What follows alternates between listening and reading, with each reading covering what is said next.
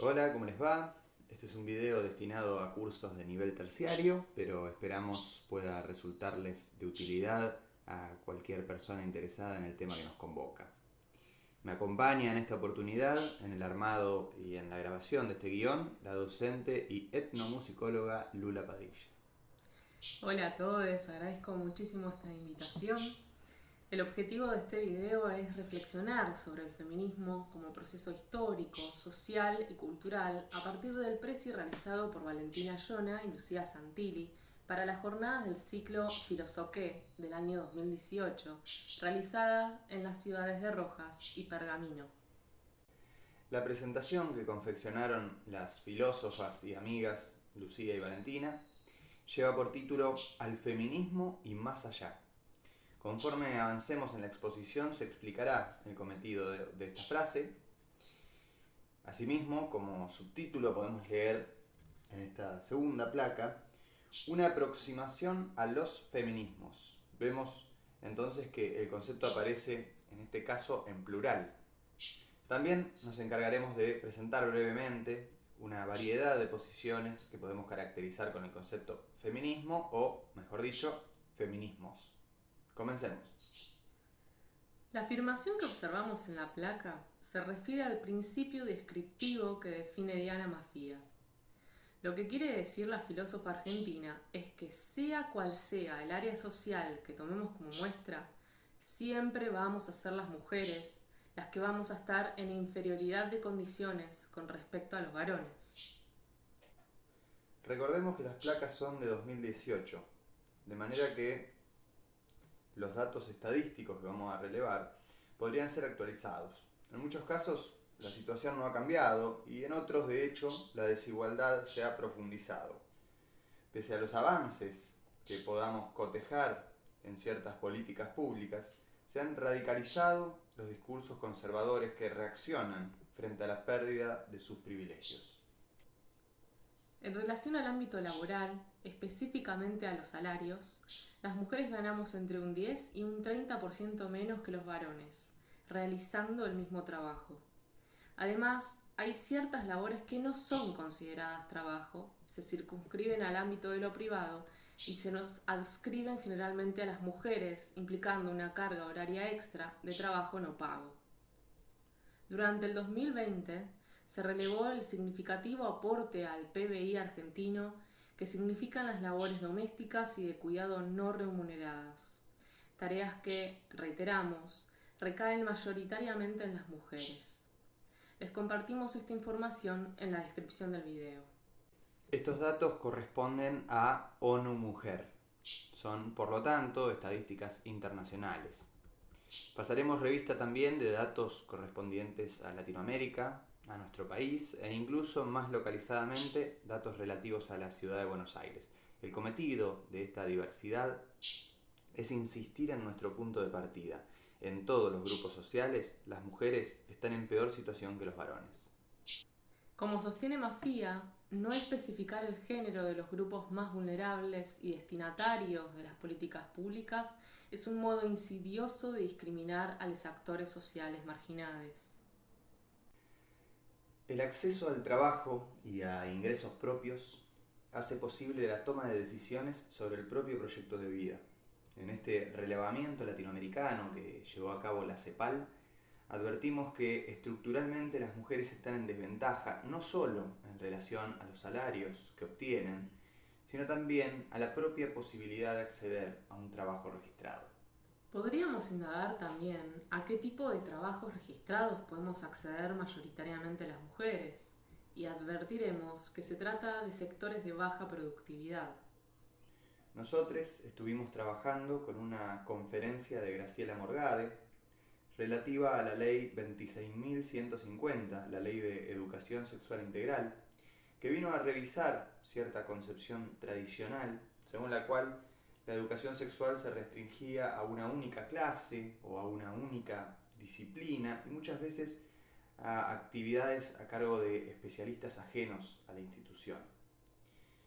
Frente a esto, la ESI propone el trabajo transversal, interdisciplinario y la formación continua. La ESI invita a incorporar otras dimensiones de la sexualidad no abordadas tradicionalmente, como el deseo y el cuidado del otro. La placa pone de manifiesto cómo los métodos anticonceptivos la mayoría de las veces son asumidos por las mujeres, prevaleciendo el placer masculino de no usar preservativo por sobre el cuidado del cuerpo de la mujer, que debe tomar entonces pastillas anticonceptivas. Se podría agregar que esto se da en el caso de las relaciones sexoafectivas heterocis-sexuales para prevenir un embarazo no deseado. En la siguiente placa se puede observar, a partir de los números, la cara más extrema de la violencia machista, los femicidios. Si bien el surgimiento de esta categoría fue importante para poder nombrar el problema desde el derecho y poder operar sobre él, la discusión trascendió el ámbito legal y tomó las calles el 3 de junio de 2015 con el movimiento Ni Una Menos, una referencia inesquivable del feminismo en Argentina. En la inmensa mayoría de los casos, los femicidas, es decir, los victimarios, conocían o tenían algún tipo de relación con las víctimas. Por lo cual, en este contexto de aislamiento obligatorio, se multiplicaron los casos. Si estás sufriendo violencia machista o conoces a alguien que esté atravesando una situación como esta, no dudes en comunicarte al 144, una línea gratuita y disponible las 24 horas que brinda atención, asesoramiento y contención para situaciones de violencia por motivos de género. En cuanto a la representación política, si bien el porcentaje de mujeres se duplicó en los últimos 20 años, todavía queda mucho por hacer, ya que solo representamos a nivel mundial un 22% de los escaños parlamentarios. Quizás la política afirmativa más relevante de cara a transformar esta tendencia histórica hayan sido las leyes de cupo. Leyes que obligan a los partidos políticos a que un determinado porcentaje de la composición de sus listas electorales esté ocupado por mujeres. En el caso argentino, la ley 24.012 de cupo femenino, sancionada en 1991, determinaba el 30% de las listas electorales. Esta ley estuvo vigente hasta el año 2017, en que fue derogada, al promulgarse la ley 27.412, ley de paridad de género en ámbitos de representación política. Sin embargo, estas medidas no solo debemos exigirlas en el ámbito de la representación política, sino también en el resto de las áreas de nuestras vidas, porque como hemos destacado, en todos los grupos sociales las mujeres estamos en peor situación que los varones. Me gustaría convidarles una experiencia relacionada a mi carrera. La etnomusicología es una disciplina que nos propone reflexionar sobre las prácticas sonoras y musicales y sus relaciones con los contextos culturales que las contienen y actualizan. En este sentido, la etnomusicóloga, magíster en comunicación y doctora en ciencias sociales, Mercedes Lisca, participó en la elaboración de la ley 26.539 de cupo femenino y acceso de artistas mujeres a los eventos musicales. Esta ley fue sancionada el 20 de noviembre del 2019 y representa un avance fundamental para garantizar los derechos de las mujeres y las disidencias. Esta ley propone establecer un cupo del 30% que permita a artistas, solistas o referentes de conjuntos y a músicas integrantes de formaciones mixtas. Puntos clave de la ley son el derecho al trabajo, dar lugar a las compositoras e intérpretes musicales y propiciar una mayor heterogeneidad en los escenarios. Como les señalé en el último video, el objetivo de este material es profundizar lo tematizado por Diana Mafia en su texto Contra las dicotomías, feminismo y epistemología crítica. El último texto obligatorio que les propuse en nuestro recorrido.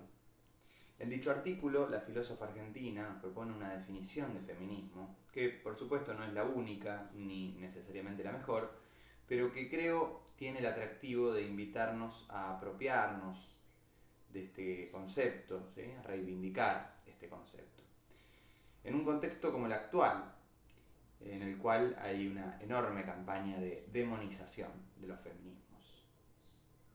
Según Diana Mafia, ser feminista implica aceptar 3 principios: uno descriptivo, uno prescriptivo y uno práctico.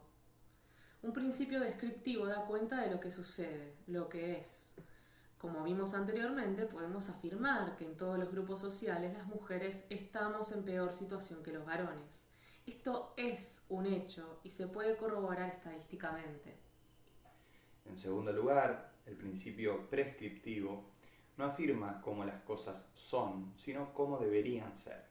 Es decir, se trata de llevar a cabo una valoración sobre la información estadística que comentamos antes. El principio prescriptivo que enuncia Maffia es el siguiente: es injusto que en todos los grupos sociales las mujeres estén en peor situación que los varones. Finalmente, el principio práctico postula que toda persona puede comprometerse desde el lugar o rol que ocupa en la sociedad para transformar la injusta situación de que en todos los grupos sociales las mujeres estamos en peor situación que los varones. Conforme avancemos en la exposición ofreceremos algunos argumentos que nos permitirán revisar esta primera definición de feminismo. En el texto de Maffia aparece una sucinta periodización de los feminismos que nos gustaría profundizar en este video. Para esto vamos a compartir un esquema que, como todo esquema, muestra y oculta. Es decir, esta periodización nos puede servir para empezar a acercarnos a los estudios de género, pero en la medida en que profundicemos en estos temas, empezaremos a advertir problemas en este esquema y en sus conceptos. Pero por algún lado hay que comenzar. Les presentaremos entonces las principales olas del feminismo. Dentro de lo que llamaremos la primera ola, vamos a distinguir dos momentos: el feminismo ilustrado, de fines del siglo XVIII, y el feminismo sufragista, de fines del siglo XIX y principios del siglo XX. Si bien es muy complejo rastrear un origen, y parte del problema de este esquema tiene que ver con su carácter eurocéntrico, comenzaremos nuestro recorrido introductorio en el siglo XVIII, momento de consolidación de ciertas prácticas e instituciones fundamentales para pensar la actualidad, como son los Estados-nación. Cabe destacar que el patriarcado no comienza con la conformación de los estados modernos. Sin embargo, en este periodo se codifican ciertas prácticas y concepciones que nos acompañan hasta el día de hoy. El Estado o la división entre lo público y lo privado no estuvieron siempre. De hecho, si tomamos en cuenta la historia de la humanidad, advertiremos que son construcciones bastante recientes. Nosotros estuvimos trabajando el proceso de secularización y el paso de la fundamentación sagrada a la fundamentación contractual del poder político. Esa transformación, que en algún sentido podemos estudiar como un quiebre, también podemos leerla en algunos aspectos como una continuidad. Por ejemplo, la continuidad de los distintos discursos filosóficos y políticos que sostuvieron y sostienen, ¿sí?, que reproducen el patriarcado. Para una reflexión sobre cómo se articula el pensamiento antiguo y medieval europeo, es decir, la tradición aristotélico-tomista, con el contractualismo moderno, les recomendamos la conferencia que dio Diana Maffia en La Noche de la Filosofía, en su edición del año 2018. Les dejamos el link en la descripción del video, así como los links de las distintas referencias bibliográficas o audiovisuales que vayamos mencionando o de las que nos hayamos servido para el armado de este guión. La Revolución Francesa es el hito político que producirá el vocabulario y el programa del resto de las revoluciones burguesas. Entre los intelectuales y las obras que motorizaron la toma de la Bastilla y la decapitación del rey Luis XV, cabe destacar la figura de Jean-Jacques Rousseau, un filósofo ginebrino radicado en Francia que fallece en 1778 y que por lo tanto no llegó a vivir los acontecimientos de 1789, pero cuya obra tendrá un impacto fundamental sobre la revolución. Ahora bien, pese a tratarse de uno de los planteos más críticos de la época, Rousseau tenía una posición absolutamente conservadora en relación al papel de la mujer en la sociedad. Esto es evidente en aquel texto que suele considerarse el origen escriturario de la pedagogía, el Emilio. Tras presentarnos su definición del concepto feminismo, La filósofa Diana Maffia se adentra en la sección más técnica de su texto contra las dicotomías, feminismo y epistemología crítica. Me refiero al tratamiento de las dicotomías, que dicho muy brevemente, son pares de conceptos opuestos entre sí. Es importante destacar que Maffia reconstruye estas dicotomías del imaginario social para discutirlas. Las palabras que forman parte de la lista de la izquierda de la placa son las características o conceptos tradicionalmente atribuidos al estereotipo de lo masculino: objetivo, universal, racional, abstracto, público, hechos, mente y literal. Las palabras que forman parte de la lista de la derecha de la placa son las características o conceptos tradicionalmente atribuidos al estereotipo de lo femenino: subjetivo, particular, emocional, concreto, privado, cuerpo y metafórico.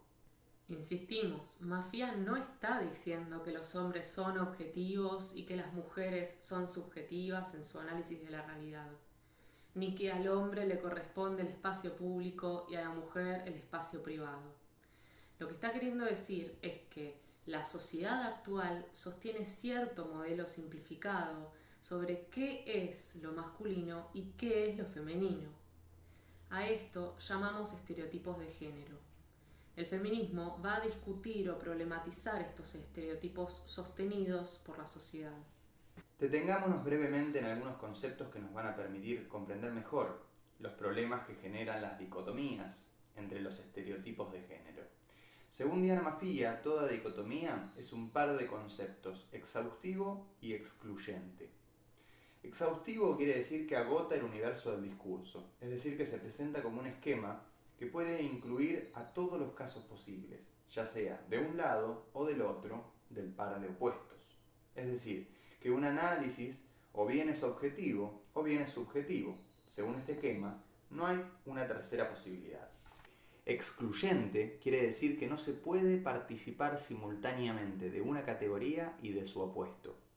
Volviendo al ejemplo anterior, si un análisis fuese objetivo, entonces no sería subjetivo. Inversamente, si un análisis fuese subjetivo, entonces no sería objetivo. Una categoría excluye a la otra. Según este esquema, no puede haber contaminaciones.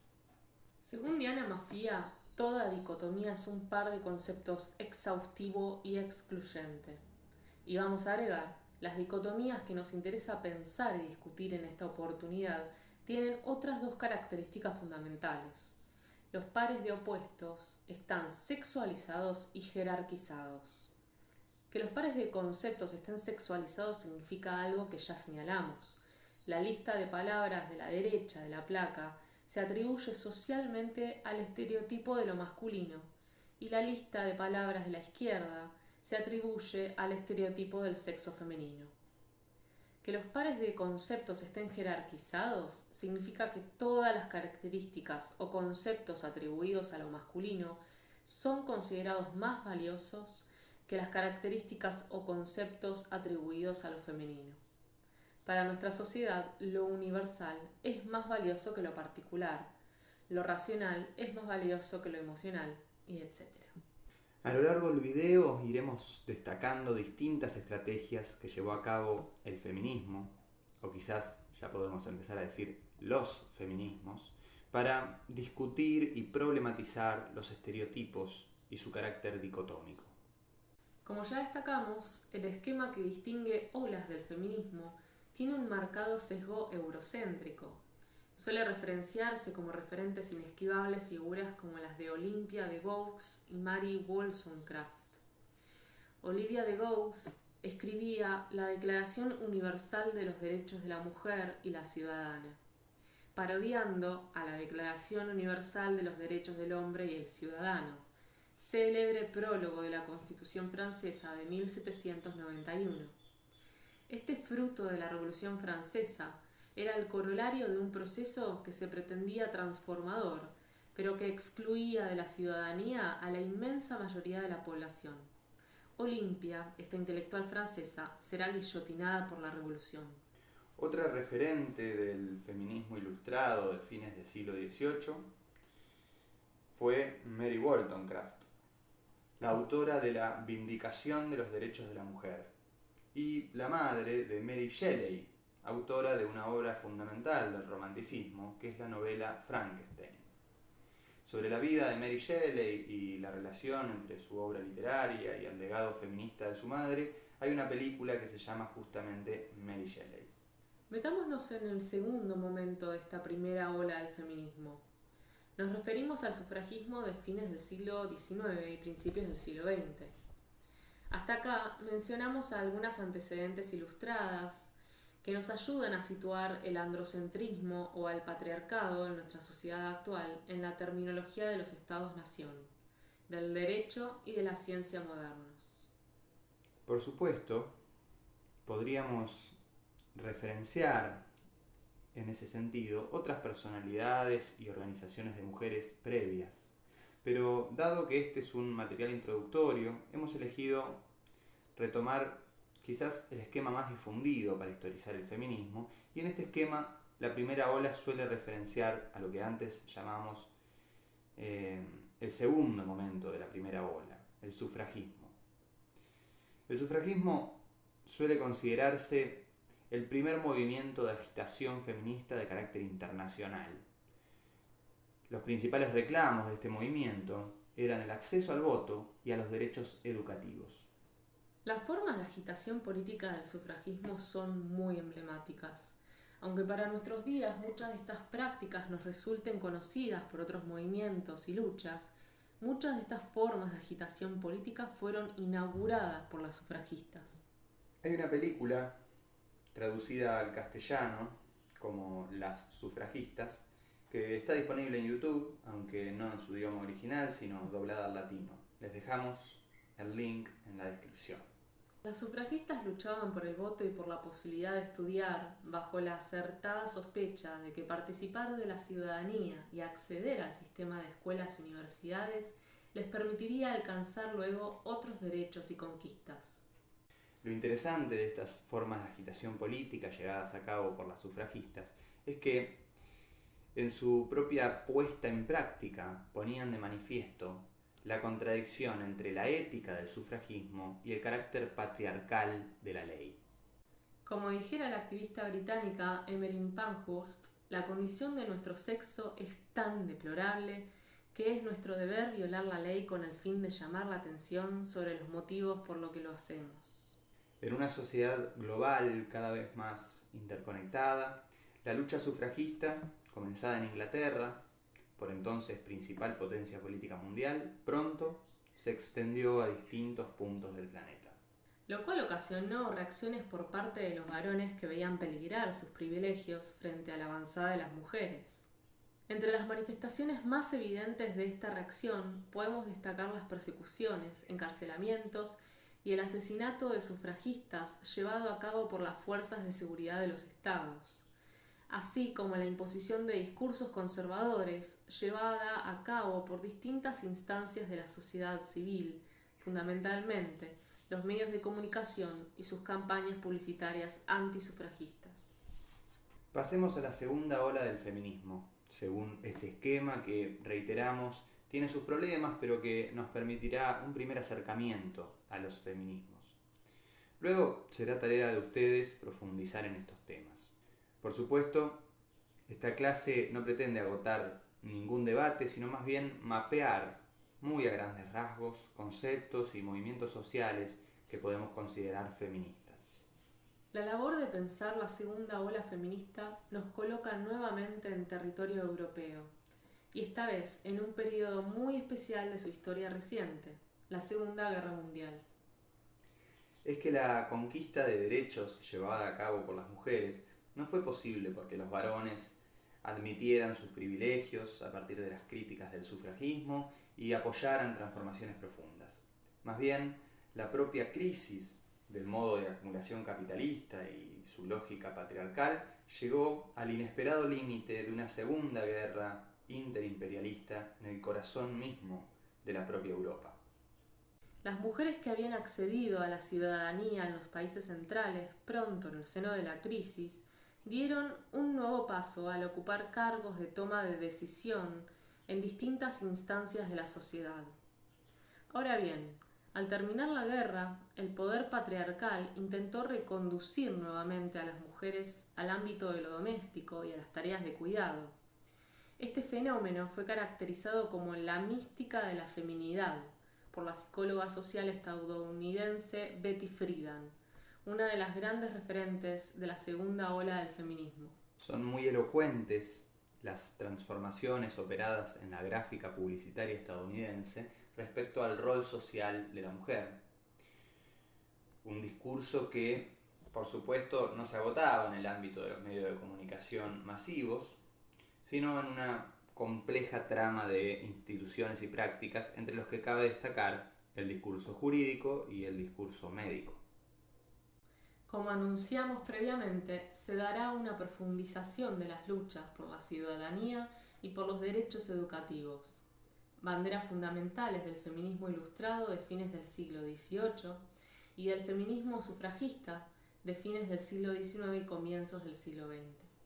Lo que va a caracterizar a la segunda ola del feminismo es la insistencia en articular movimientos sociales emancipatorios con una labor teórica que indaga y problematiza los fundamentos de la desigualdad y la opresión social sufrida por las mujeres.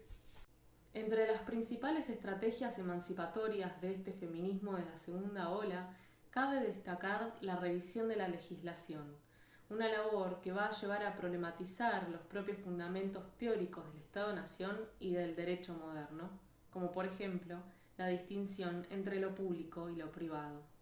Además de escribir el emblemático libro La mística de la feminidad, Betty Friedan fundó, junto a otras feministas, la Organización Nacional de Mujeres, NOW por sus siglas en inglés. Su perspectiva teórica y su militancia han sido caracterizadas como feminismo de la igualdad y suele considerarse que se trata de la perspectiva hegemónica o dominante a nivel mundial, lo cual, como veremos, no quiere decir que sea la postura más transformadora dentro de la variedad de posiciones que podemos llamar feministas. Retomemos las dicotomías que presenta Diana Maffia. Entre las características y conceptos asociados al estereotipo de lo masculino y las características y conceptos asociados al estereotipo de lo femenino. Como dijimos, toda dicotomía es exhaustiva y excluyente. Y estos pares de conceptos opuestos que la sociedad nos invita a pensar como dicotomías tienen otras dos características. Están sexualizados y jerarquizados. El feminismo de la igualdad va a ser limitado en su alcance crítico, dado que va a aceptar el carácter dicotómico de los estereotipos y va a aceptar también la jerarquización de estos pares de opuestos. Lo único que va a discutir el feminismo de la igualdad es la sexualización de estos pares de opuestos. Dice Diana Maffia en su artículo: llamamos feminismo de la igualdad al feminismo que procura llegar a aquellos cargos a los cuales las mujeres no habían podido llegar. Queremos igualdad laboral, con el ingreso a las universidades, igualdad educativa, con las primeras leyes de divorcio, leyes que permiten igualdad de los hijos ante la ley, patria potestad. A nosotras estas leyes nos llegaron unos 15 años después. Esta discusión por la igualdad es una discusión que en realidad lo que hace es legitimar esta jerarquización. Decir, el mundo público que hasta ahora había sido reservado para los varones tiene valores y nosotras queremos tener acceso a esos valores. El feminismo de la igualdad discute la sexualización del par. Discute que algo sea solo para varones y algo solo para mujeres, pero no discute la jerarquización del par. Admite que esto, que se ha presentado como lo más valioso tradicionalmente y por lo que tanto ha sido reservado para los varones, es lo más valioso y lo que quiere es que las mujeres podamos acceder a eso tan valioso, que es el mundo público, la abstracción, la universalidad, todos aquellos rasgos de la ciencia, de la política, del derecho. La igualdad formal es un ideal, pero mostró la insuficiencia de ese ideal. Pero si bien el feminismo de la igualdad va a ser el feminismo hegemónico, no va a ser la única perspectiva que podamos rastrear en este recorte que hemos llamado la segunda ola del feminismo. El feminismo de la igualdad, que es un feminismo de clase media y media alta, un feminismo liberal y un feminismo blanco que emerge en Europa y Estados Unidos. Es decir, que el continente que funda e impone la sociedad moderna capitalista sobre el mundo y el país que se consolida tras la Segunda Guerra Mundial como la principal potencia capitalista. El feminismo de la igualdad es, por lo tanto, un feminismo blanco y un feminismo del primer mundo.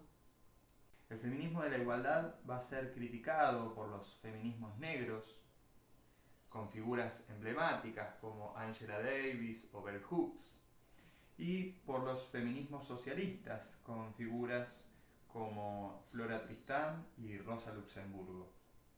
En unos minutos nos vamos a detener en estas interseccionalidades. Además de la revisión y disputa de la legislación vigente, otra estrategia emancipatoria de estas perspectivas teóricas y de estos movimientos sociales que llamamos la segunda ola del feminismo fue la revolución de la moral. Como dijera una de las grandes referentes del feminismo de la segunda ola, la estadounidense Kate Millett, lo personal es político. Esta frase, que forma parte de su obra mayor, Política Sexual, libro editado en 1970, ha devenido una consigna fundamental en los movimientos y manifestaciones feministas que luchaban, y en el caso argentino seguimos luchando, por la ley de interrupción voluntaria del embarazo. Esta consigna venía a insistir en la necesidad de criticar la distinción entre el ámbito público y el ámbito privado. La obra de Kate Millett se considera pionera del llamado feminismo radical, un concepto que viene a dar cuenta de posiciones políticas más exigentes que el feminismo de la igualdad, posiciones que surgen también durante la segunda ola. La tercera estrategia emancipatoria que nos gustaría destacar de esta segunda ola del feminismo, y sobre la que ya venimos dando algunas pistas, algunos nombres y referenciando algunos libros, es la tarea teórica por encontrar las causas de la opresión. Uno de los libros más emblemáticos en este sentido es El segundo sexo, de la filósofa francesa Simone de Beauvoir. Un libro fundamental para la historia de la filosofía y para la historia del feminismo. Hagamos un breve repaso de las distintas perspectivas que hemos mencionado en esta breve presentación de la segunda ola del feminismo. En primer lugar, el feminismo hegemónico en las décadas de 1970 y 1980, que en algún sentido es también el feminismo hegemónico hoy en día. Nos referimos al feminismo de la igualdad. Y luego, los distintos feminismos que van a problematizar los límites del feminismo de la igualdad. Hasta aquí referenciamos el feminismo negro y el feminismo socialista, y podríamos agregar aquí a las lesbianas feministas. El feminismo socialista venía a poner en discusión la sospecha de que la revolución socialista resolvería la contradicción social fundamental, es decir, la contradicción de clases sociales, y con ello quedarían superadas simultáneamente el resto de las opresiones, por ejemplo, las opresiones de género. Y el feminismo negro postularía la necesidad de pensar desde la interseccionalidad entre las categorías clase, raza y género. Estas corrientes venían a poner de relieve que, con el concepto universal mujer, se representaba fundamentalmente los intereses y las luchas de un tipo de mujer particular, una mujer de clase media o clase alta, una mujer liberal, blanca y del primer mundo. Pero las críticas al concepto mujer y en general las discusiones al interior del feminismo no tienen que ver solamente con tematizar las relaciones entre el género y otras categorías de opresión social. Las lesbianas feministas serán pioneras en señalar la necesidad de indagar distintas dimensiones del género: la identidad de género subjetiva, la expresión de género, la elección sexual, los roles de género y otras sutiles distinciones que podamos ir formulando para decodificar esta complejidad y comprenderla. Llegamos a la tercera ola del feminismo en nuestra pequeña periodización, que, digámoslo de nuevo, es tan solo un primer acercamiento a una tradición intelectual y a un movimiento social sumamente diverso y muy difícil de abarcar con un discurso totalizante.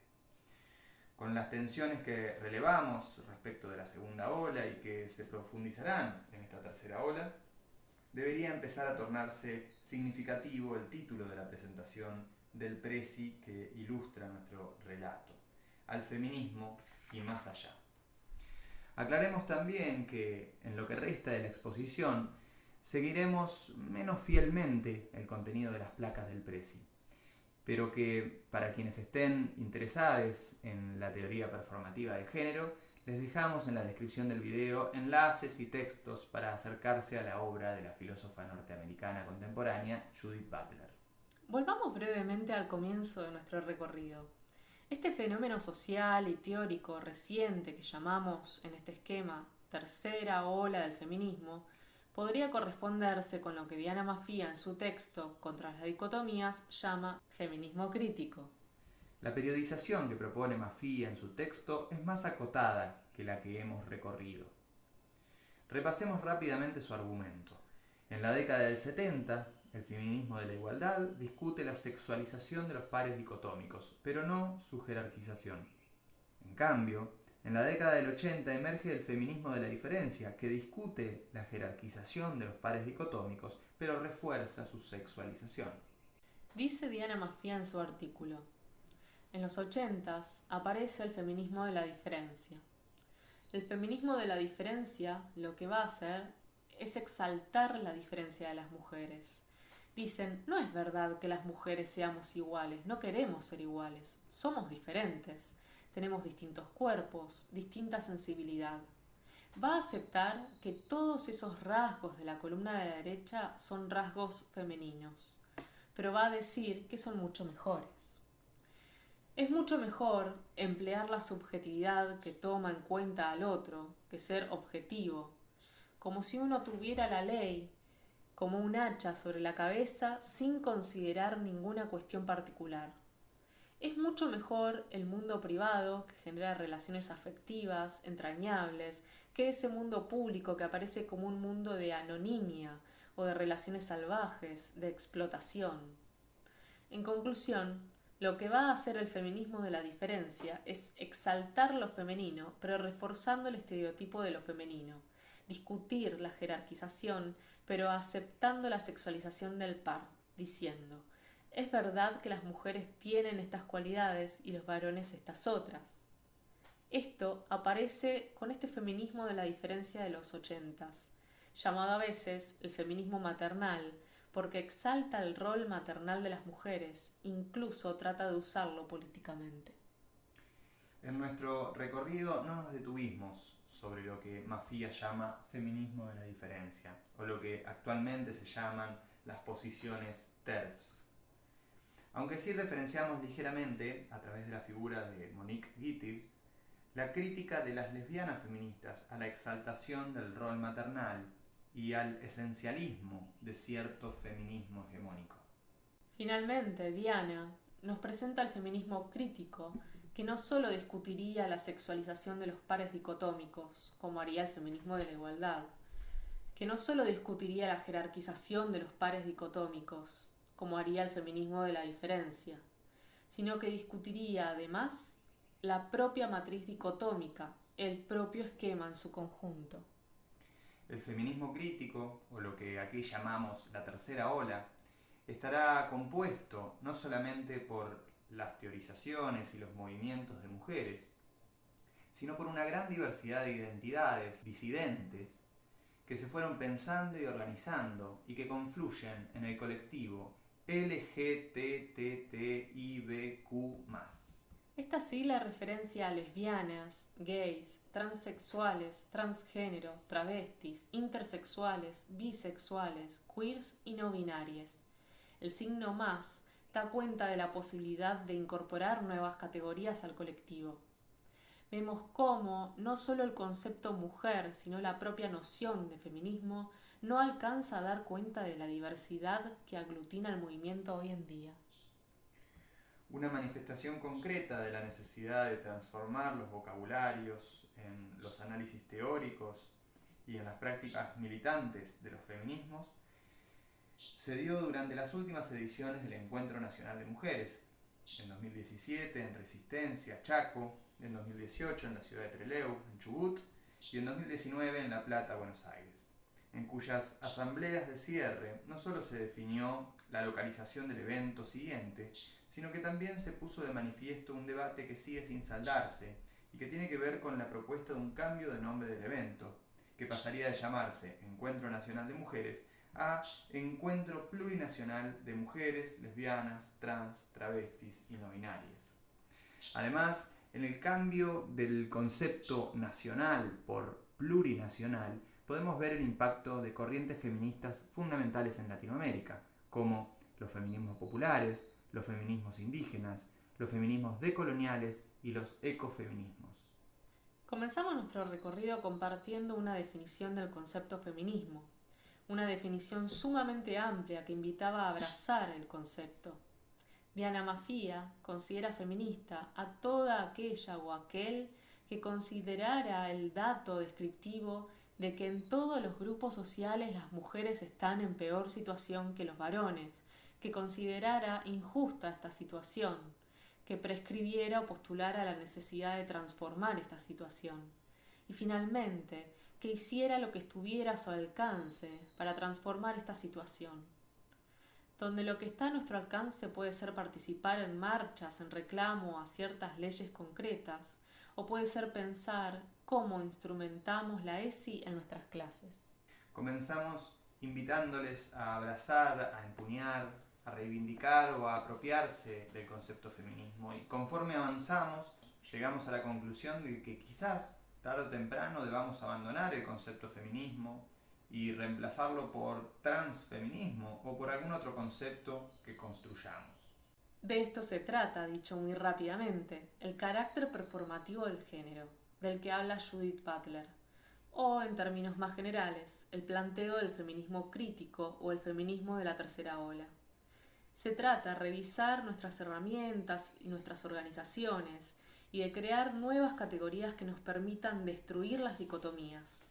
Queremos agradecer a las compañeras Valentina Yona y Lucía Santilli que nos convidaron sus reflexiones y sus trabajos en sus visitas a Rojas y a Pergamino en el marco del ciclo Filosoqué durante el año 2018 y que nos regalaron este prezi para que continuáramos sus labores teóricas y militantes en nuestra zona.